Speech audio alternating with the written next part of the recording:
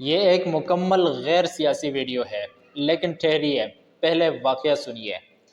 کسی جنگل میں کچھ شیروں نے شکار کیا اور ان کو ہاتھ میں ایک گدھے کا بچہ آ گیا جو کہ بہت زیادہ زخمی تھا۔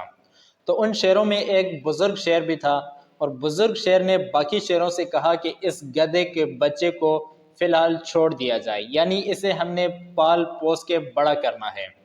تو باقی شیروں نے اس بزرگ شیر کی بات پر عمل کرتے ہوئے اس گدھے کو اپنے گود لے لیا اور اسے پال پوس کر بڑا کر دیا۔ جب وہ کافی بڑا ہو گیا تو بزرگ شیر نے ایک دن باقی شیروں سے کہا کہ اب وقت آ گیا ہے کہ اسے اس کے کنبے میں دوبارہ واپس لوٹایا جائے۔ تو کچھ شیروں نے اس گدھے کو اپنے ساتھ لیا اور اس کی گدھا برادری میں اسے چھوڑ آئے۔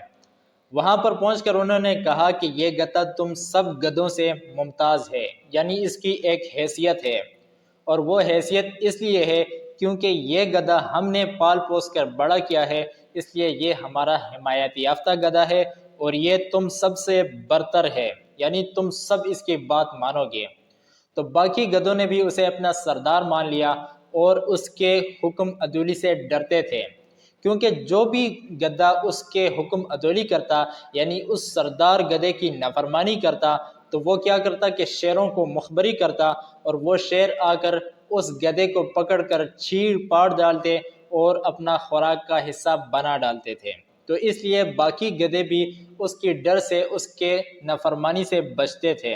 تو اس طرح گدھا برادری کو ایک سردار گدھا مل گیا اور شیروں کو شکار کی جو پریشانی تھی وہ ختم ہو گئی۔